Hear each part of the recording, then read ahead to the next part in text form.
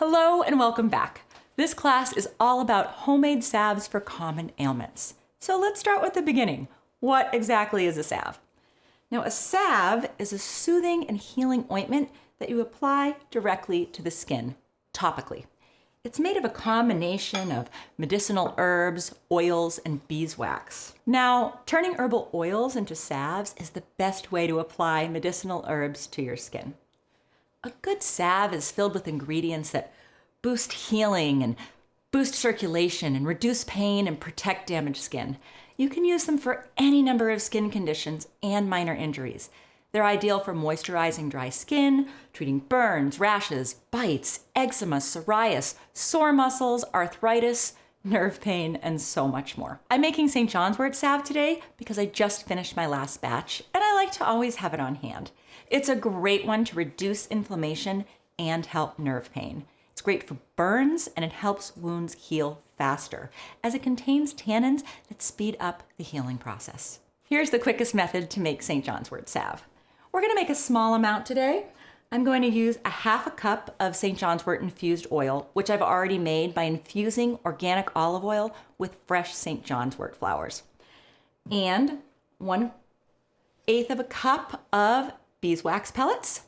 And the third and final ingredient is an essential oil of your choice, and I'm going to use lavender essential oil today. Now you have the full instructions on how to make the infused oil in video 7. So all you need to do is to replace peppermint with St. John's wort flowers and you'll have your infused oil. Now that we have the ingredients ready, use a double boiler or a heat-proof bowl placed over a pot of simmering water. We are going to melt the St. John's wort oil and the beeswax pellets together, stirring occasionally until they're completely melted and well combined. Let's do that. So here I am using 4 ounces of St. John's wort oil. So I'm going to use 1 ounce of beeswax. Now, if you want a harder salve, like a lip balm, just add more beeswax. And if you want it softer, use less beeswax. It's very simple, but important. But generally a 4-to-1 ratio is going to serve you really well. Now we're going to put the beeswax pellets in, and so they will melt. And this is what hardens your salve. And you want to wait till the very, very end to put your essential oil in because it's so volatile. You don't want all those oils and all that great lavender to simply evaporate. Here we have the beeswax and it's melting in the oil. After everything has melted, we're going to test it and then add our essential oil at the very end and stir well. I like to test just a drop in a tin. A cool tin works even better, but I just shake it for a little bit. See what the consistency's like. Feels good to me. Now that we know our salve is the right consistency, I am going to add our essential oil. I'm using lavender today. Because the smell is really calming.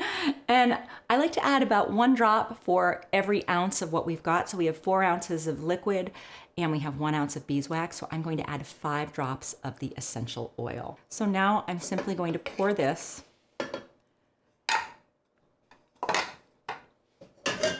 into my tin and let it cool completely before sealing the containers. I like to test a drop again to see how it solidifies before I pour the entire salve. And if I'm happy with the consistency, which I am, then I pour all of my tins. Here we go.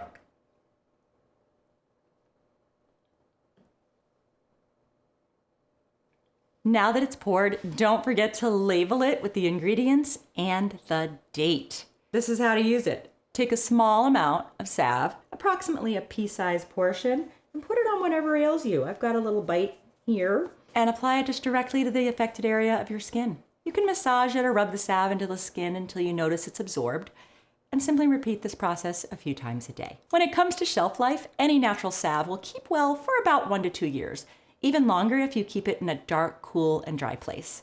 Now, heat and sunlight can degrade the ingredients, and moisture can let unwanted bacteria grow. So that's why it's important to tightly seal the container, and from time to time, check it for signs of mold or a change in texture. Well, congratulations! You have just learned how to make a natural healing salve. Now, before we finish this video, I do want to clear something up. Now, a lot of people ask me about poultices instead of salves and vice versa. Now, you've seen by now what a salve is and how easy it is to make it. Now, on the other hand, a poultice is a soft and moist mass that you can make by combining crushed or ground herbs and plants with a liquid. This liquid could be a carrier oil, but usually you use water or, like I did in the Alone show, my own saliva. Now, you can use the resulting mixture directly on the skin and cover it with a clean cloth or bandage. What I like about salves is they're really versatile and they're portable. I always just carry one with me, and you can use them for various skin conditions. Poultices, on the other hand, are mainly used for acute injuries, such as sprains or strains or bruises or cuts or insect bites when you're in the field and don't have access to salves. And because natural remedies are awesome, you can sometimes use both at the same time. You can apply a poultice on an affected area to draw out toxins, reduce inflammation, or to stop bleeding. I use yarrow to stop bleeding, and I love plantain to draw out toxins. And then you can follow it up with a salve to moisturize and continue the healing process. Now, you can make salves from pretty much any plant.